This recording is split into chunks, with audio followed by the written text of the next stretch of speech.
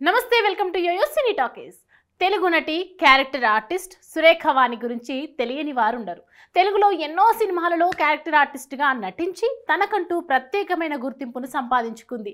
సురేఖ వాణి నటిగా, lady కమెడియన్గా, character ఆర్టిస్ట్గా మంచి గుర్తింపును తెచ్చుకుంది. ఎన్నో సినిమాల్లో వదినగా, తల్లిగా, అక్క పాత్రలలో నటించి ప్రేక్షకులకు దగ్గరైంది సురేఖ. సహాయ నటిగా సురేఖ వాణి చాలా సినిమాల్లో నటించింది. ముఖ్యంగా బ్రహ్మానందం లాంటి కమెడియన్స్తో నటిస్తూ మంచి గుర్తింపును సంపాదించుకుంది. ఇక సోషల్ మీడియాలో సురేఖ వాణి చేసే రచ్చ గురించి మనందరికీ తెలిసిందే.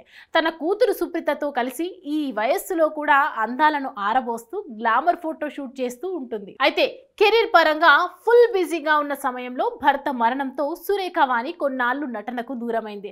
లాంగ్ గ్యాప్ రావడంతో సురేఖ వాణిని దర్శక నిర్మాతలు, ప్రేక్షకులు మర్చిపోయారు.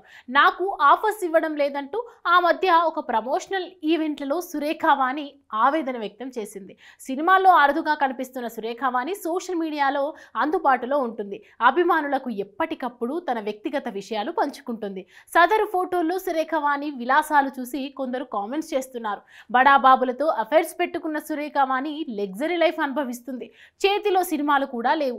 ఆమెకు డబ్బులు ఎక్కడివి అని ప్రశ్నిస్తున్నారు. అయితే ఈ విమర్శలపై స్పందించిన సురేఖ వాణి, నేను తెలుగులో సినిమాలు చేయకపోయినా తమిళంలో చేస్తున్నాను, ఆ విధంగా సర్వైవ్ అవుతున్నాను. తన ముఖం, డ్రెస్సింగ్లో రిచ్నెస్ కనిపిస్తుంది, అందుకే అలాంటి భావన కలుగుతుందని సురేఖ వాణి అన్నారు. Hi, hello.